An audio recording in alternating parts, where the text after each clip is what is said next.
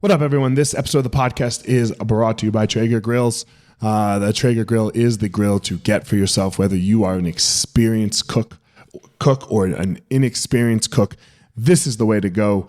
You have all of the recipes with their app. It is very easy and user-friendly. Couldn't be a better grill out there for you. TraegerGrills.com. Hit your boy up if you want a code. Let's go. What's up, guys? This is former UFC fighter Elliot Marshall, and you are listening to The Blueprint. I believe that there's a blueprint of how the most successful people structure their lives. They don't all do it the same. They don't all do the same things. And on this podcast, you're going to hear inspirations, motivations, and stories about how they go through their life. These stories will give you clues and tricks of exactly how you can discover your passion, find your power, and then go give your purpose to the world. Thank you so much for listening. Let's jump into this week's episode. Let's remember, I'm about to redo another round of the Blueprint. So it's a 12-week course to maximize and optimize the best life, really design. I want to use the word design the best life possible for you. It's not how I do it. It's not how that guy over there does it. It's a blueprint for you to be able to take your life and make it the best life possible. So go to the website, elliottmarshall.com, click on programs, register for the Blueprint waitlist, and we will get going. So get yourself on that waitlist, elliottmarshall.com, programs, the Blueprint, let's go. Man, I felt like I was talking to myself on this podcast. This is Rob Cressy is somebody who is exactly up my alley. He is someone who, again, took his life, was in a corporate job, changed it. I guess that's not like me. But then created this entrepreneurial life for himself by literally designing it, literally making it happen, starting looking at the vision big, and then walked it back to way small. So I don't want to ruin any more of the podcast. Love the podcast. We exchange numbers afterwards. We're going to be homies. Rob Cressy.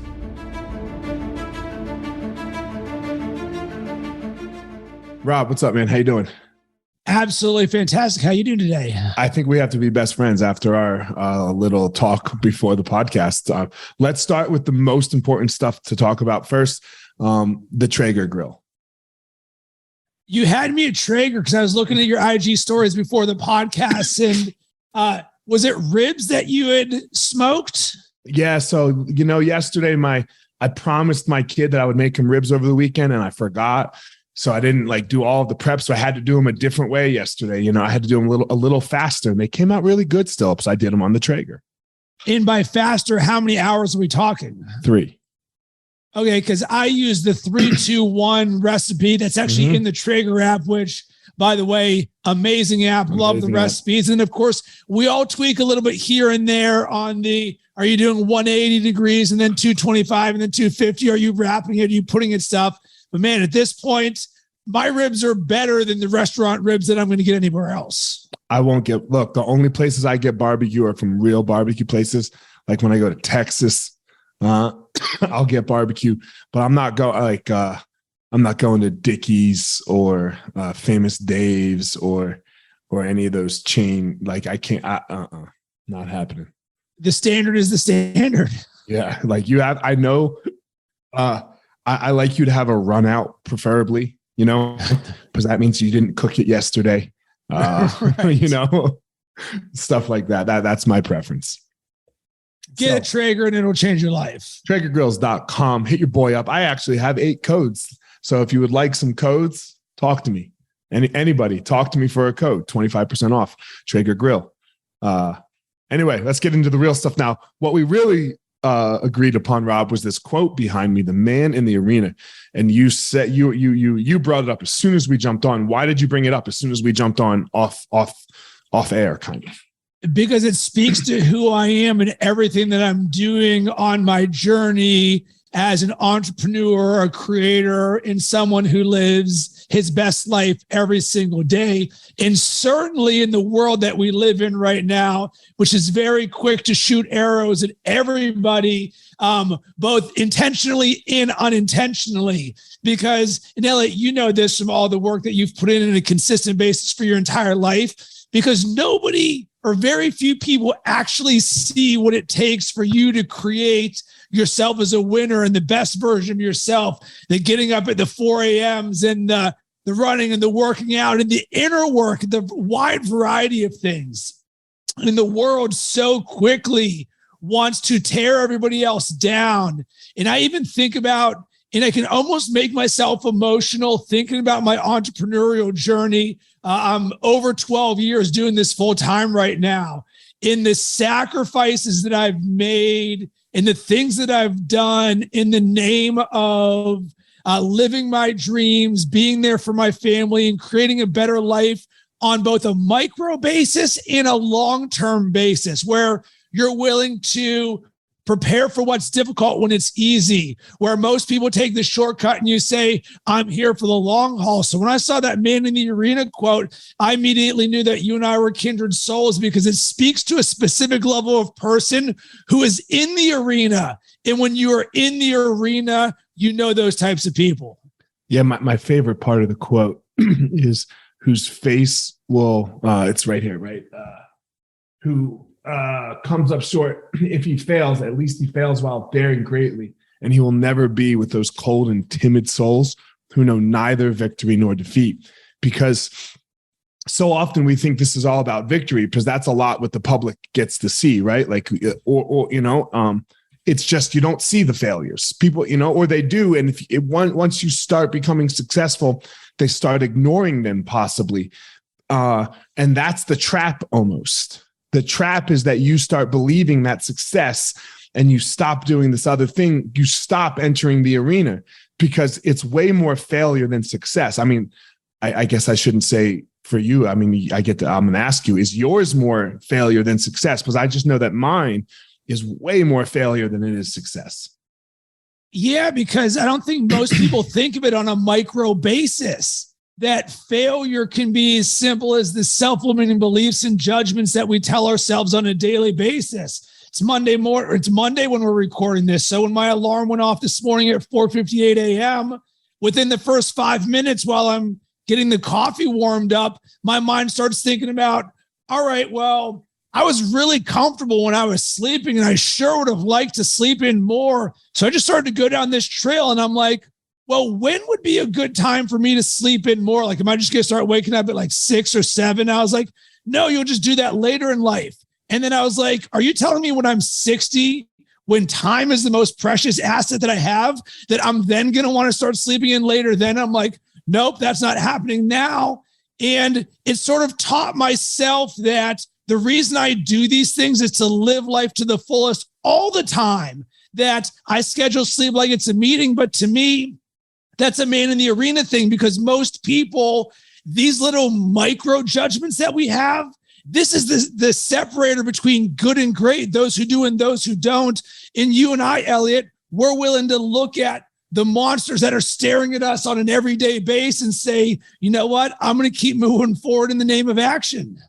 Yeah, it's so interesting because this idea of the arena,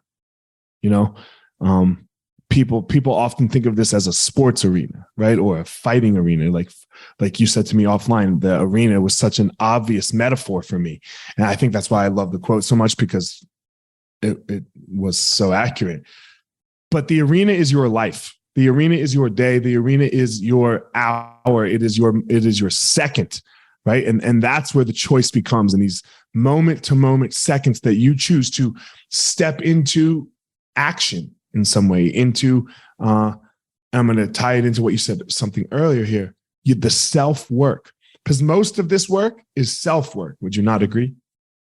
100%. The misplaced focus in all this, to sort of yes and what you said, this is a one-of-one arena that in the grand scheme of things, all the other people looking at the outside, those are actually the weaker versions of myself looking on me. All the other people on social media news and all of that stuff, I get it, but by design, I control my inputs. So I'm talking with someone like you because we're on a similar frequency and energy and we want to help other people. But all the people looking to tear me down, that actually doesn't bother me because it's a zero in my life.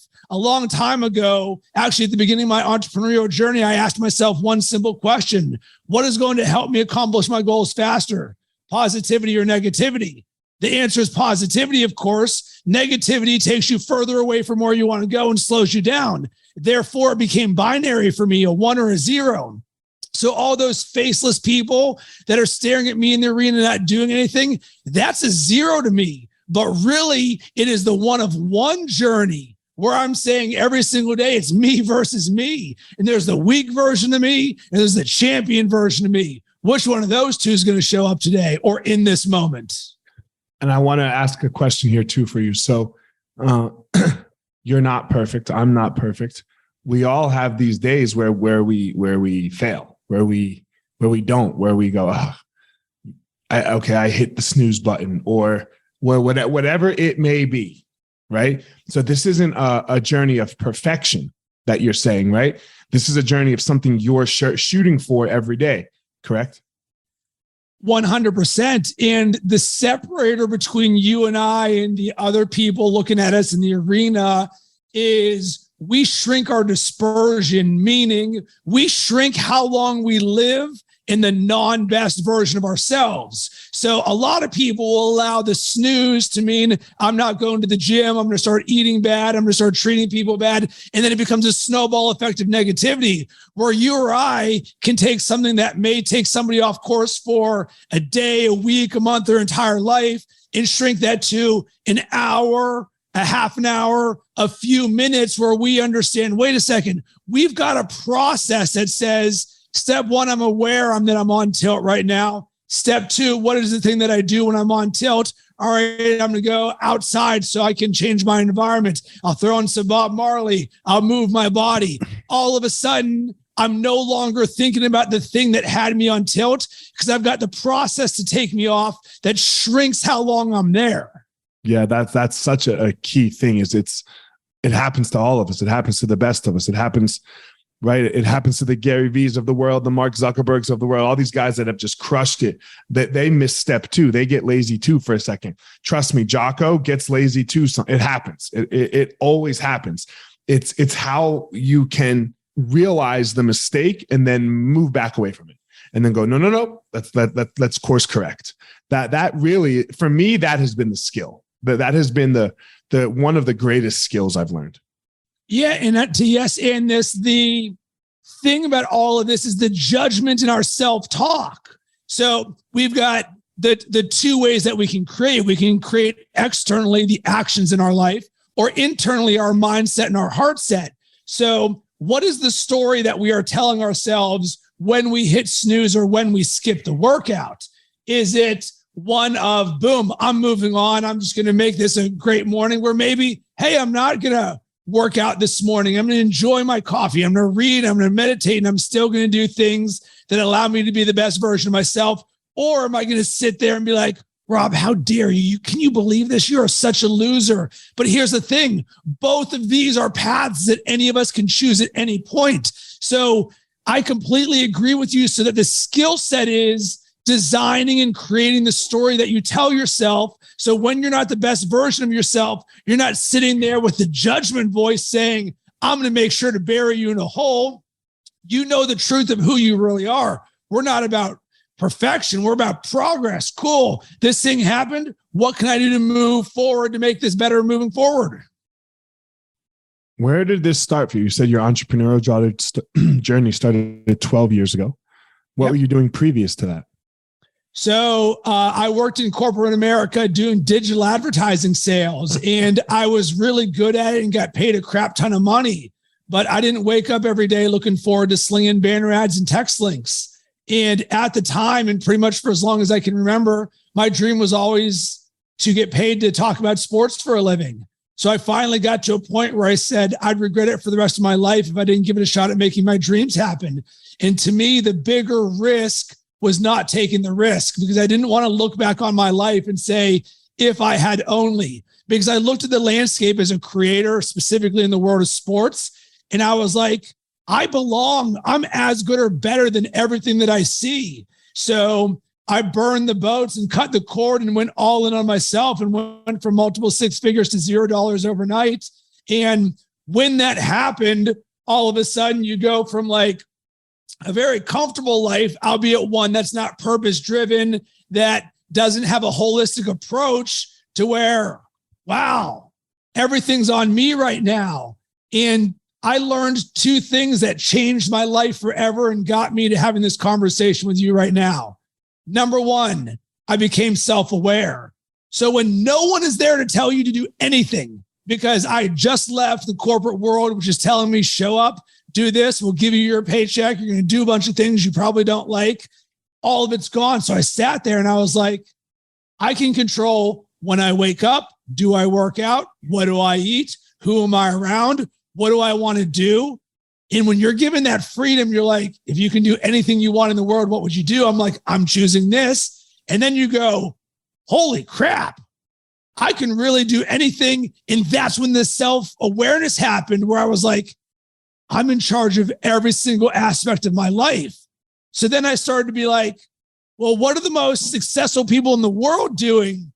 The habits, the routines, the mindsets to create the things that I want to create in my life that they've already done. So I audited the success habits of the most successful people in the world. And what happened? I created a growth mindset. And I specifically remember they would say the average CEO reads 60 books a year. And I heard it over and over and over again. And I was like, crap, I'm reading zero. Think I want to get on this. And because of that single habit that I created, it changed my life forever, because I created a reading routine where it's the first thing that I do every single morning for 30 minutes, including the weekends, for the last 12 years. Nice. For 30 minutes, you said.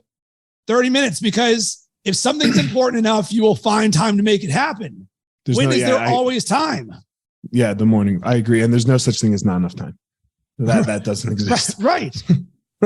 So by design, if I read something first thing in the morning, I'm guaranteed I've made myself better today than I was yesterday. Yeah. I don't care what else happens in my life. If I just learned something, boom. And then, of course, like Neo in the Matrix, when you realize you can start teaching yourself things from the best people in the world, probably similar to you and your athletic journey, you're like, I can learn this, I can learn this. And boom, 12 years later, I've turned into this, because I now know what it's like to not live this way. I was not self-aware for the more than 30 years of my life. I did not have a growth mindset.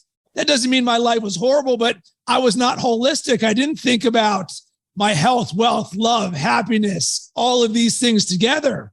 And now that I have this, there is no way I would ever want to live without it. And I want to help everybody else do this, because if I can do it, having not done it before, so can you. Yeah, that two things I want to touch on here. One, this idea of autonomy and self-aware, like being self-aware and you can do whatever you want. I was actually, yesterday, I was very tired in the morning, right? I've had a very busy, long couple weeks of some bullshit, a lot of work, and just shit that comes up in everyone's life. And I worked all day on Saturday, and then we had my kid had basketball Saturday night. We get home at 8:00. Sunday morning rolls around, it's football, and I was just like, oh my God, I'm a little tired. I'm pretty tired right now. And I was like, and my wife she goes, yeah, we're busy. And then she looks at me and she goes, I don't know that we would change it though. Like, what would you get rid of? And that made me think. I was like, I want to get rid of shit. I was like, I want to get rid of a damn thing. Like if I could have done my week over, I probably would have done it exactly the same, because it's mine. Right. So this idea of freedom is really great. So I've got a perspective to share with you. Please. That was a game changer for me. That happened 2 weeks ago. And I ended up creating a piece of content about it for the exact thing that you just went through. So I've got a 10-month-old son, our first child. So similar to you, it may have been like a Tuesday. So up early, doing all the things that I want in my life. And trying to find time to cook dinner, eat dinner, feed the baby, put the baby down, all of that different stuff. So finally, I leave his room at 8 p.m. and I'm just physically exhausted. I'm just sitting there and my bitch voice starts making noise of being like, oh, I'm so tired right now. And I don't believe in the phrase I am tired because it's an identity. And I don't relate to being tired because I never get tired. I can have low energy. So I just sat there and I'm like, I am just drained right now. And I'm like, what's up with that? So like I've learned to inquire when something happens. So I'm like, why am I feeling this way right now? So like you, I was like, I just had a full day of working on my goals, aligned to my visions, and being with my family. And this is when the light bulb went off. I'm not tired. I emptied the tank. So there's a difference between emptying the tank and being tired. In the second that I saw that light bulb, I went, oh my God, because so often, as I experienced in that moment, as I'm sure you did, we can bring on the, oh, I'm tired. This is happening every single day. I'm exhausted. What's going on? And yes, it's all good things, but that little voice is telling us right now, you're tired. You're not enough. You could be doing more something. But when I realized that I'd emptied the tank, I framed it from an achievement standpoint. And I was like, look at all that I accomplished. Look at all that I love in my life. So from that moment now, I see everything that I do at the end of my days as I emptied the tank, not being tired. I like it. I'm going to use it. Stolen. Oh, it's stolen. Good. Yeah. The next thing that you said a second ago was that if I can do it, everyone can do it. Because a lot of times, there's this idea of the pedestals is you put things and people on pedestals.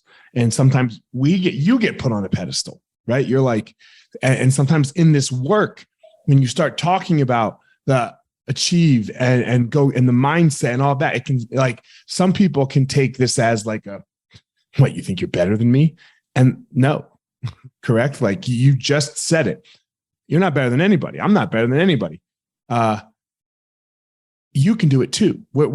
How do you wrap that in, that you're not this like special anomaly? Like, for example, LeBron James' basketball skill, which is a special anomaly compared to like achieving what you want in your life.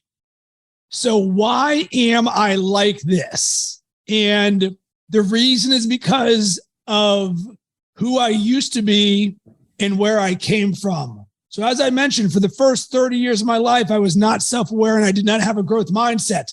But on top of that, when I graduated college, I was dead broke. I lived off my credit card for a year and a half. And when I finally got my first job, it was at a Fifth Third Bank call center selling home equity loans inbound in a cube farm, making $10 an hour.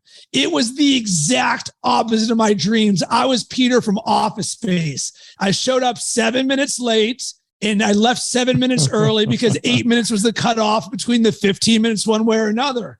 And I hated that job. I was thankful because I was no longer at negative, but I hated that job. And What'd then you go to college for? Marketing. My dream was to work for an ad agency, being creative, coming up with ideas and brainstorming. Okay. Yeah, that didn't happen. So then for the next 10 years of my life, it was a fast track into inside sales where I went from job to job that either paid more or had a closer commute.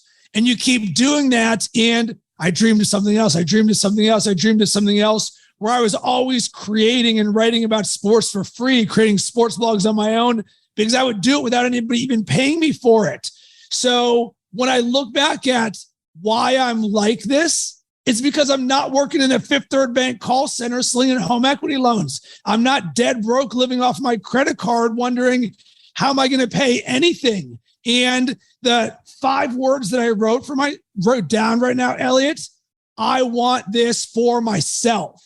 And the only way to change is to change. And this is a one-of-one journey for Rob. And I am like this because I will do everything in my power to no longer be working at a Fifth Third Bank call center in a cube farm. I will do everything in my power to not be dead broke living off my credit card. And that fire inside of me, especially when you see the good side of this, where you're full of love and peace and flow. Man, I truly love every single day of my life and every single second because it's a blessing, because you never know when it's going to go away. Rob, so from this Fifth Third's Bank to making six figures, selling digital ads, to that day that you quit and went to zero, I'm assuming you didn't go back to six figures even in the next month. You know, maybe not even the next year, let's say. Not in the next decade. Not in the next decade. So what was that like? Like, what was that journey like? That can be a really hard journey for people, right? Like, because I'm also going to assume, and you tell me if I'm wrong, because most people who are living this lifestyle that you were living, good job, making a lot of money, you probably spend some money too, right? You probably, yes or no? Yes, but there's a part of this story which rarely gets asked. So of course you make more money, you spend more money, but I grew up and was always told to like save. Okay. And it wasn't mean that I was thrifty or anything. It's just at some point I was making good monies to where I didn't need to buy tons of stuff. So I just put money into an account to have into an account until one day I decide to leave my job to go all into my dreams. And I look into an account and I just bankrolled myself $250,000. Right. Well, for anyone that's like, well, I don't have that. Remember, I was dead broke, living off my credit card for a year and a half, and then had a job making $10 an hour in a cube farm. So for anyone to think that somehow I was different or privileged is the exact opposite of that I paid my dues and made it hard. But that is the answer. But to sort of go to your true question, it was super hard. And it is something that would break most people. But I realized that at the beginning. So at the beginning of the entrepreneurial journey, when I'm doing all this auditing of everybody, the statistics of small business and entrepreneurship is something crazy. Like 80% of businesses don't make it 3 years. So I'm like, all right, what can guarantee that my dreams don't happen? Quitting. All right, cool. I'm going to specialize in not quitting. Well, how do you not quit? You build belief in yourself. Cool. Therefore, I'm going to specialize in self-belief. So the first thing that I did is I only have 2 tattoos. One of them is the word believe on my forearm. Why? As a constant reminder to myself that I can do anything that I set my mind to and to always believe in my dreams. And then with that, slowly but surely seeing all this adversity, I read the book, The Obstacle is the Way by Ryan Holiday, and it changed my life because it is a book that specializes in turning obstacles into gold. What stands in the way becomes the way. Don't focus on the moment, not the monsters that may or may not lie ahead. So everybody's good when things are good. We're best friends, man. We're best friends. We have a trigger, that quote, and then the book, The Obstacle is the Way. We're best friends. That's what I have tattooed on my arm in Greek. The impediment of action, advancing. It's on my necklace right now. Yeah. So knowing that, I specialized in adversity because the journey that I signed up for was adversity. Does it make it easy? No. So one of the quotes that I love is prepare for what's difficult when it's easy. So not only was the journey itself extremely difficult, but I then seeked out other more difficult things to harden my belief and essentially create earned confidence in myself. But I can tell you from the 10 years plus in this of that time, it felt like an anvil on my chest. The anxiety never went away. I never stopped thinking about it, where I could physically feel the anxiety of the challenge of creating revenue in my dream business. You're all in on your dreams. And you're like, I'm doing everything I can. I'm doing it the best way possible. I'm treating everybody right. Everyone's like, you're doing amazing. And I'm not seeing the results. And then I did that for a decade. Mm-hmm. A decade. So that was a decade. I'm now 12 years into this, but you asked when the 6 right. I know. So I did that for a decade.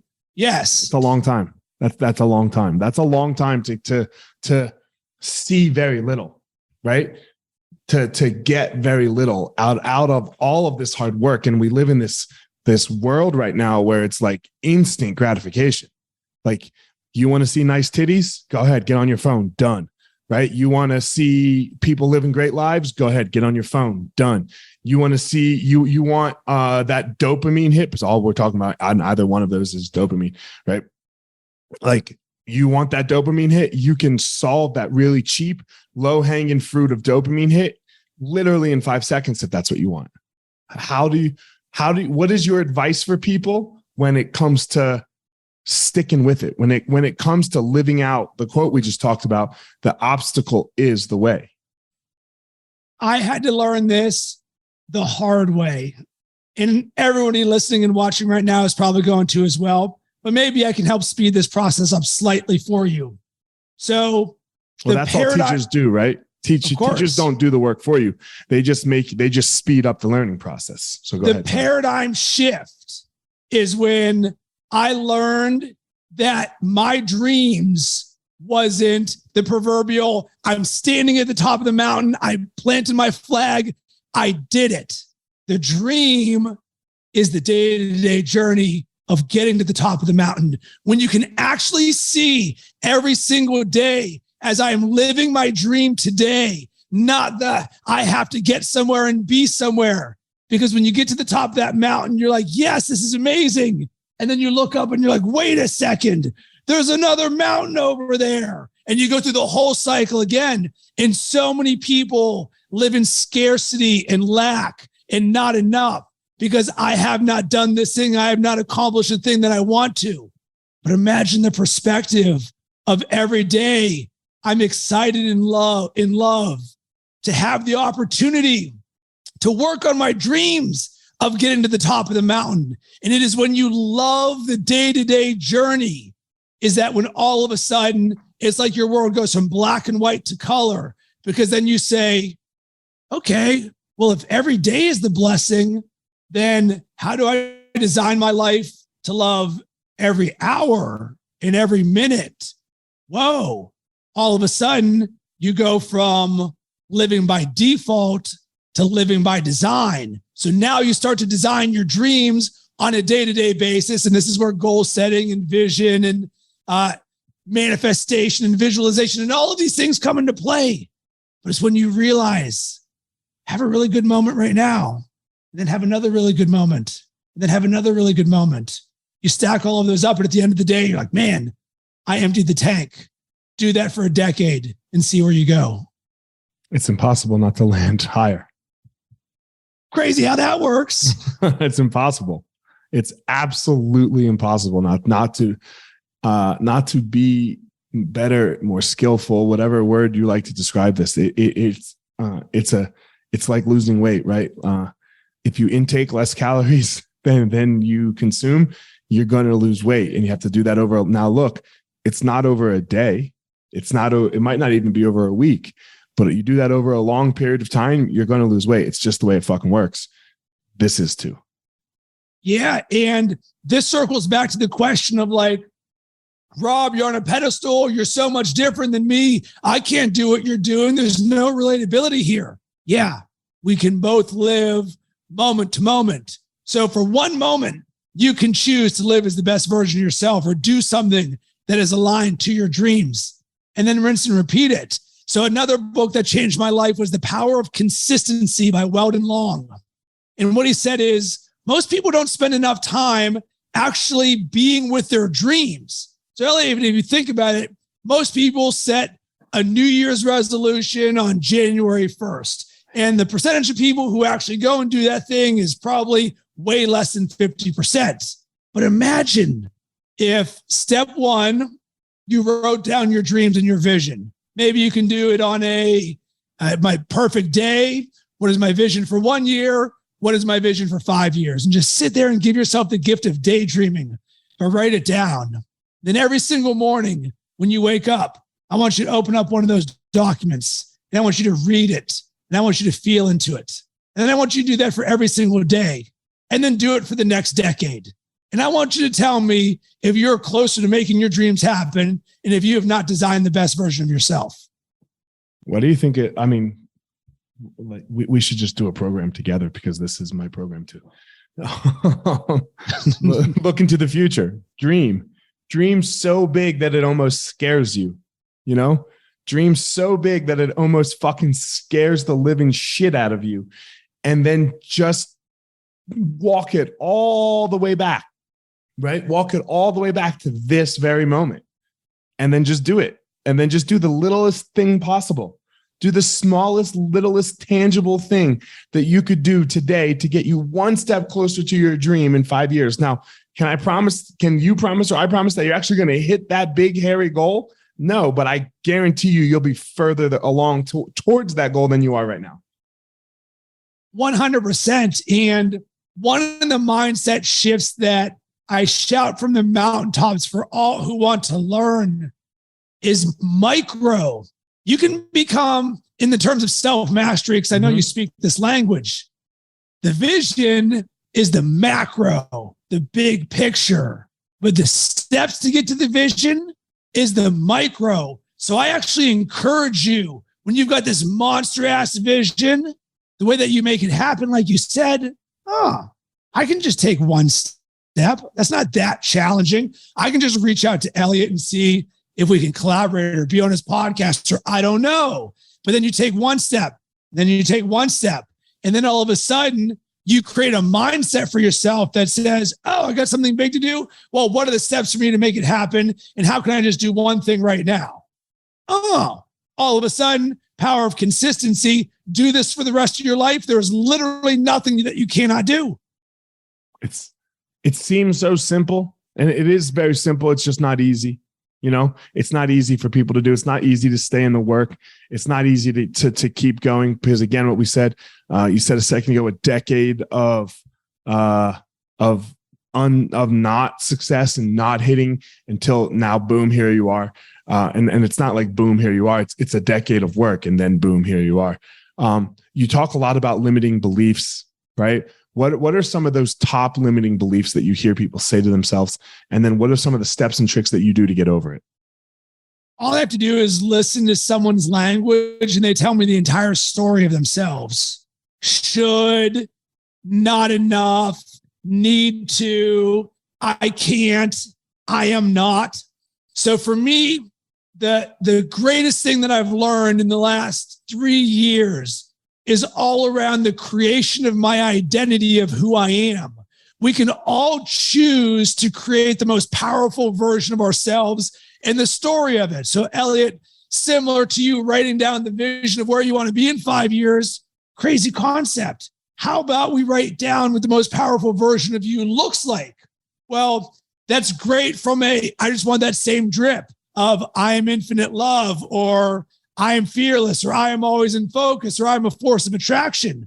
But imagine if you couple it with turning that fear, that judgment, that self-limiting belief that I am not enough. So I'll give you an example. And it's perfect because you already talked about this, the journey of the decade of not making six figures and just sort of the grind of it. So it created a scarcity mindset in myself. I lived in a lot of lack and a lot of not enoughness. So my life is incredible in all areas of my life, except for this one, because I'm all in. Boom, I'm happy. I'm not in a call center anymore. I'm working in sports and getting paid to do it.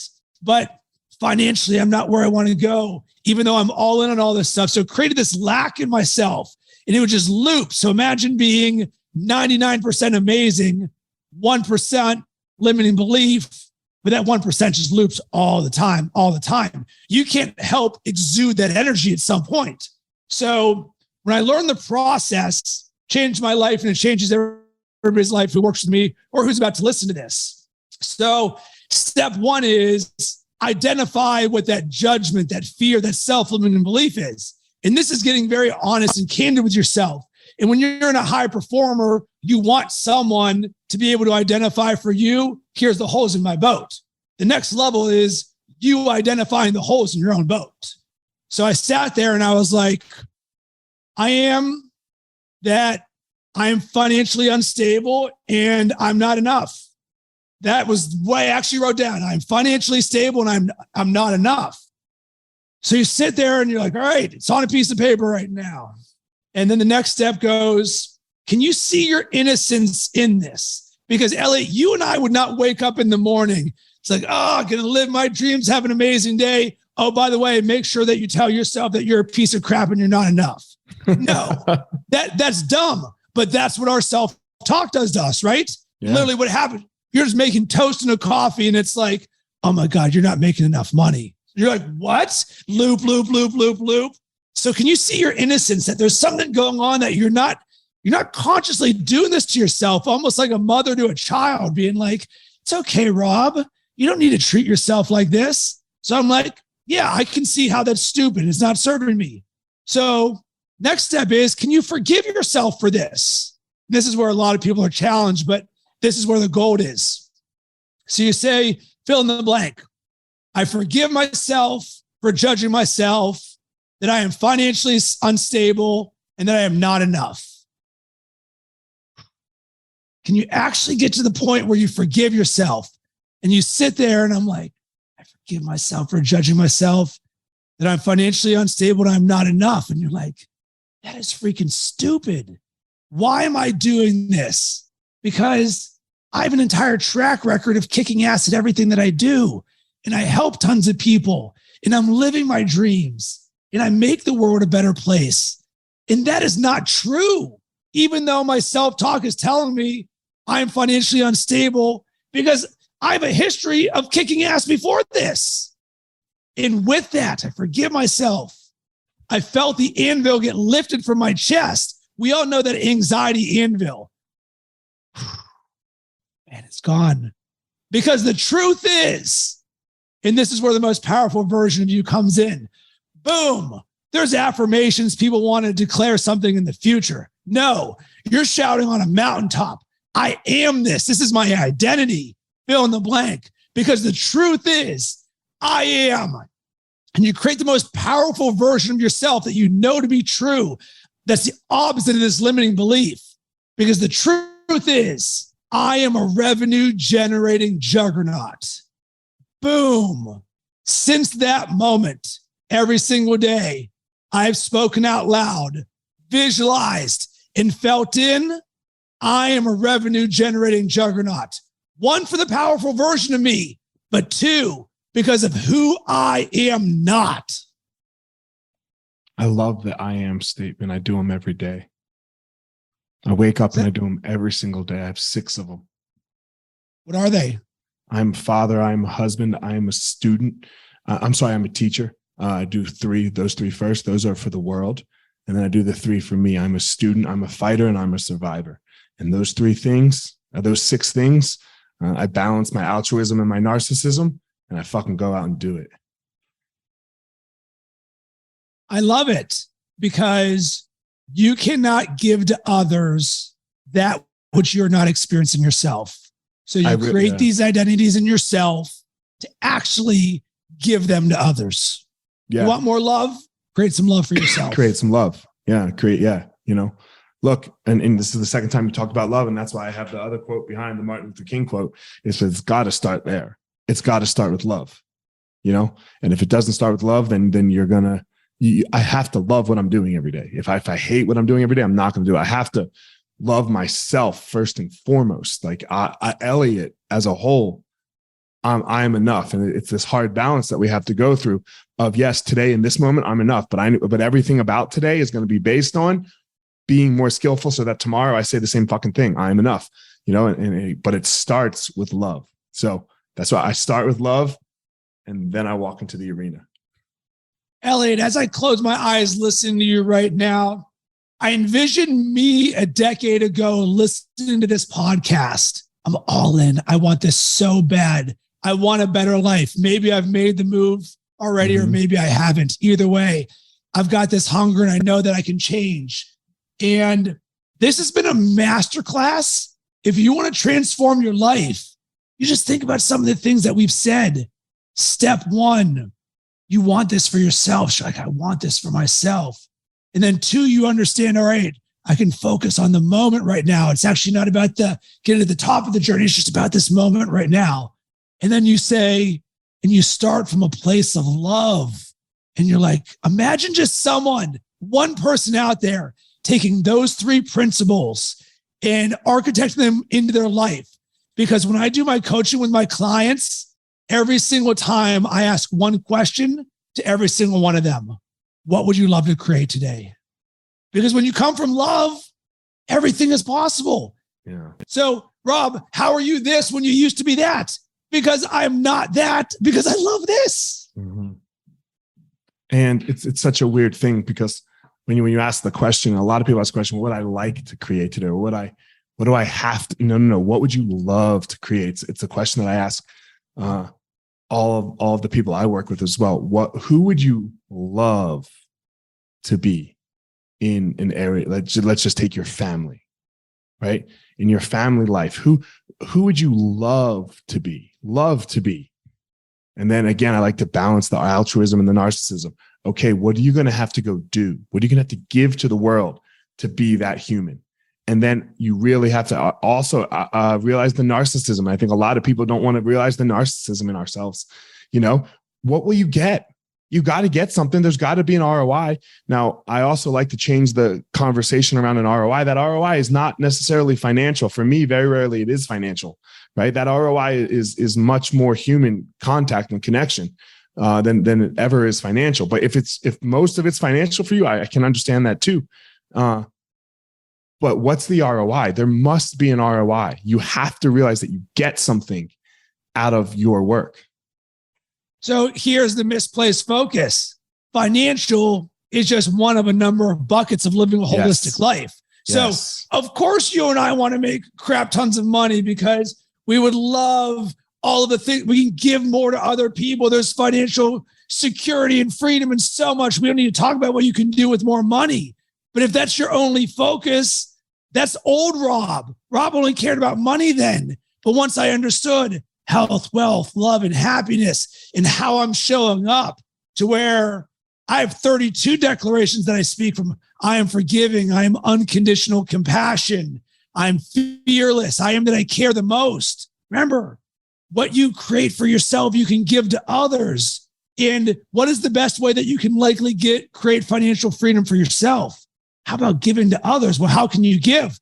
My favorite declaration of them all: I'm the happiest person on earth, shining my light on everyone. Imagine if the only thing that happened for you by doing the inner work that Ellie and I are talking about is that you're the happiest person on earth. What do you think the outcome of the rest of the life will be if you are the happiest person on earth? I bet you'll make some other things happen in your life as well. That would be my bet. Without a doubt, because the happiest person on earth, that doesn't mean you do or don't have a ton of money. That I'm looking on my wall right now. It says happiness is not a destination. It's a way of life. Yeah. We live in a world where finances is our metric for success. I look at a lot of people who have a ton of money. I feel sorry for them because it's never enough. They don't live a holistic life. Oftentimes they're out of shape, don't have families that they care about. It's not success to me. Success is waking up every single day, happy and excited to do what I love. Love. It's what we talked about. It's a part of it. It's a piece, right? It's a definite piece. It's I say there's 7 of them. And that's one of them, but it's not. But if you have that one and you don't have the other 6, you're done. You're done. It doesn't matter how, and you can't overcome. The one can never overcome the other. They have to be all together and tied. So Elliot, there's one thing that's very present for me right now that I feel is necessary for us to talk about. Mm-hmm. Somebody is listening right now and hearing these conversations we have with the people that we work with. You can see the transformation that can get created when you have a coach and somebody in their corner who's a champion for you to be like, hey, Rob, let's talk about your vision. Let's talk about your fears, your judgments, your self-limiting beliefs. But what about the decade of Rob or Elliot who didn't have a coach or someone there with them to prompt them in this, where you're listening right now and you're like, oh my God, I want this so bad. This sounds amazing. But maybe you're not to the point where you have a coach or someone who's helping you. What do you do in that instance in which you have to say, all right, I can either do nothing and things stay the same, or I'm going to self-create and find a way to make this happen? What do you say to that person? Because I'm guessing there is at least one person right now listening or watching that's going through their mind. You want to go first? You want me to go first? Oh, you go for it. My number one thing, I have two. Okay. And basically they can all be wrapped up into one. It's start a morning routine. You don't need a coach to start a morning routine. You get up early. You get up before everyone.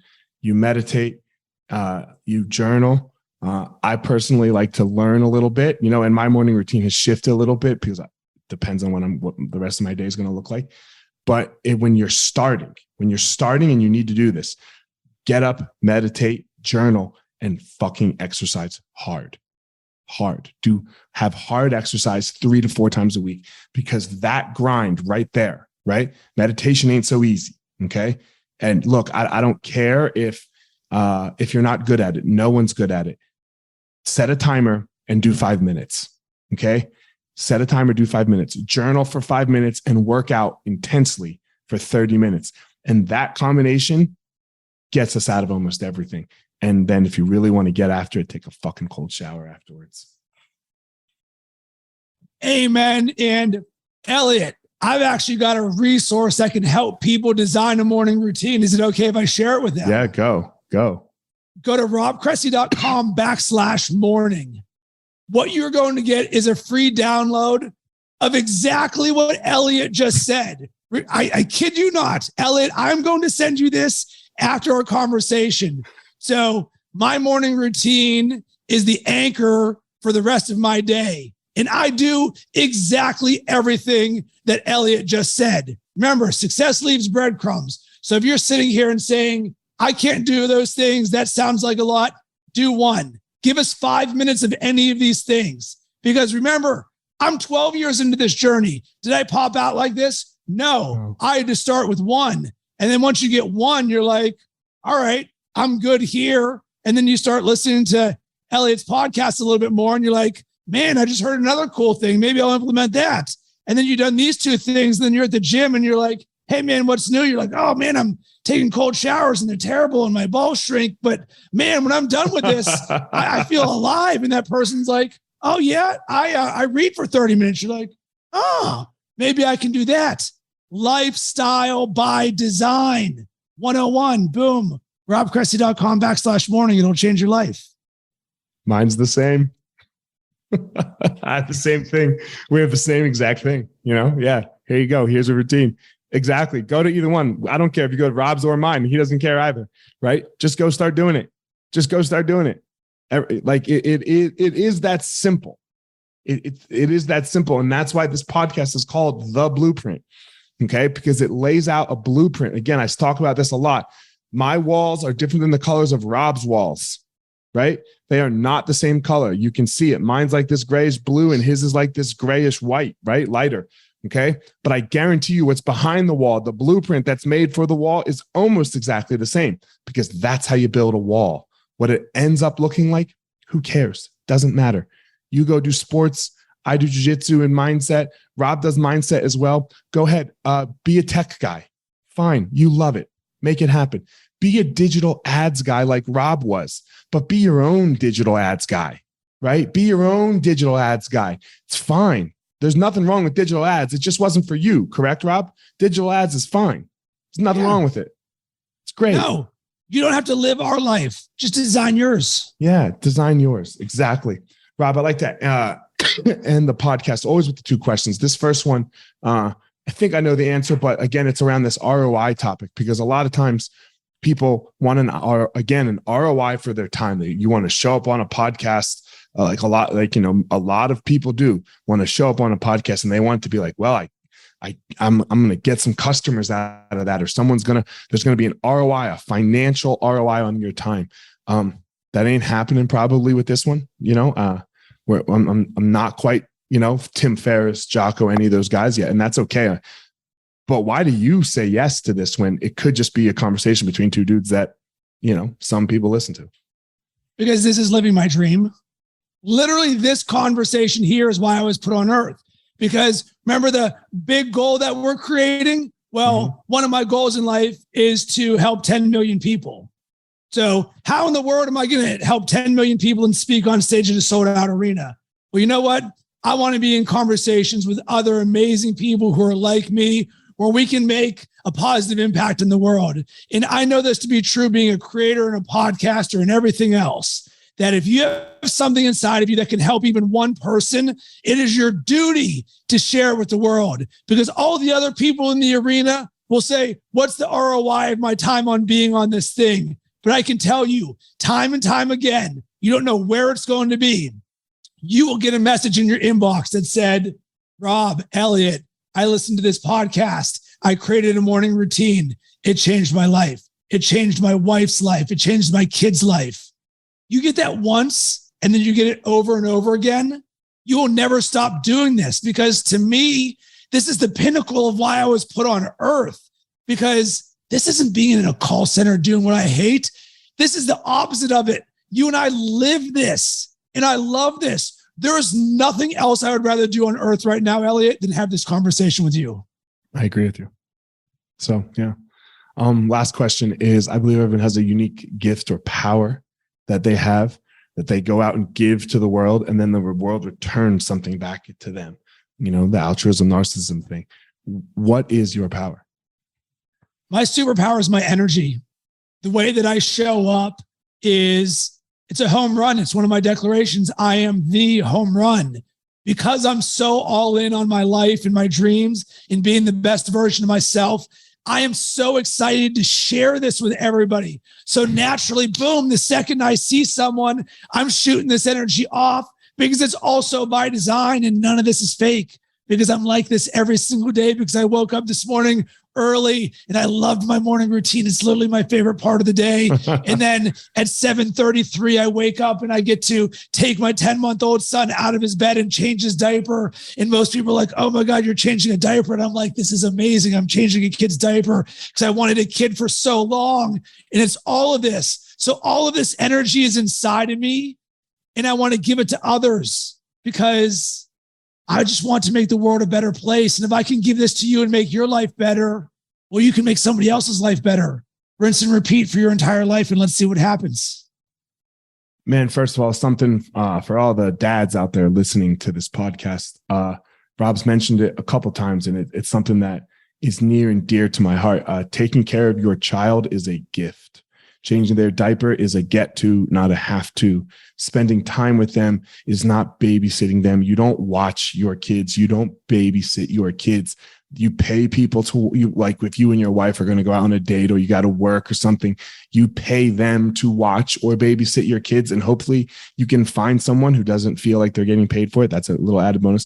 But I hate this. I have my kids right now idea, and I'm watching them, or like, this drives me fucking insane. And you never hear it from moms, and you constantly hear it from dads. Shut the fuck up and raise your damn children. Raise your damn children. It drives me insane when I hear those words. So it really has warmed my heart how you've spoken about it. Thank you. So Elliot, let's assume someone doesn't believe anything that we just said about why you should become the best version of yourself as a parent. But what about this? And this changed the perspective for me. You are a mirror for your children. So when I speak, I am fearless, and I've got self-limiting beliefs and judgments and fears coming at me all day. I sat there and I was like, am I about to be the representative of fear for my child? I was like, there's a 0% chance. So if you want the number one reason to do these things that we're recommending, it is because you can be a mirror for love and positivity and growth and potential for all of your children, because they're the ones looking at you. So this is the opportunity to be like, wait a second, I want to show him or her what is possible. That's what drives me. Man, I'll share a little. I've experienced anxiety my entire life. Ever since I was a little kid. And then my wife and I had our first child and our second child, and I could see that in my first child, he was my mini. Like he was my mini. All of the good in me, all of the good about me, he had me. All the bad in me, he had that too, including this anxiety bug.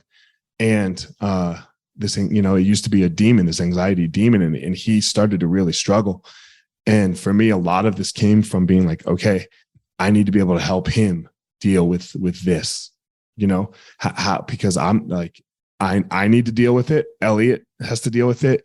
And now like he has these tools and these tricks of like, whatever, it's anxiety. Okay, I know what to do. Like he knows he's learned how to overcome this thing that we all can experience. It doesn't have to be something that he identifies with, which a lot of people do.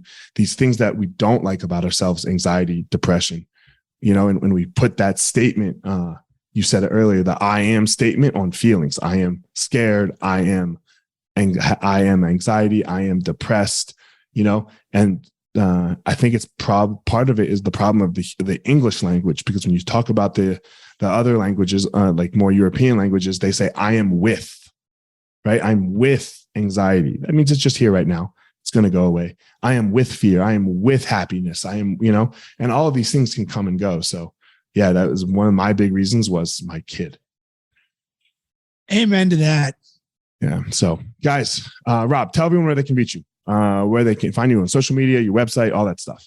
Yeah. So my podcast, Best Year Ever, wherever you listen to podcasts, it's a podcast designed to help you become the best version of yourself. Very similar to this one. You can go to robcressy.com, YouTube, Rob Cressy, and at Rob Cressy on all social platforms. Man, we didn't get to talk about sports at all. I love sports. So we'll exchange numbers and do the sports thing. What sports? I mean, I see baseball and basketball. Are they your two big ones? I'm in everything. Like when you go all in on your life for sports, I was raised in Pittsburgh and they only raise you one way. All things sports. Look, man, I watched, what did I just get done watching? The what's his name? Why am I forgetting his name? Patrick Greg Norman. No, Greg Norman. Oh. No, the Greg Norman 30 for 30 about his collapse. Oh my God. Have you watched it? I have not seen it yet. You should watch it. Talk about a man who became very self-aware and got good with some demons of his, like with that, like the world got to see, right? Like, whew. Because I mean, he has masterful collapses at the biggest tournaments. So, and yeah, great story. So go watch that. But yeah, we'll exchange numbers and we'll talk sports. So guys, as always, Rob has his unique gift and thing that he goes and he gives to the world. And I have my unique thing that I go out and I give to the world. Don't go out in the world and try to be Rob. Don't go out in the world and try to be me. Please go out there, everybody, and find your own power. Thank you so much for listening to this week's episode. I hope you found something useful that you can take and implement into your life. Don't forget to head over to wherever you are listening to this podcast and leave a review. That would be greatly appreciated. Also, go follow me on social media at FireMarshal205 on Instagram. Leave a comment, anything that you would like there. And as always, if you think this would be useful for somebody else that you know for their life, send it their way. That would be greatly appreciated. That's it for this episode, guys. I hope you all have a great day and you go step into that power so that you can give your purpose to the world.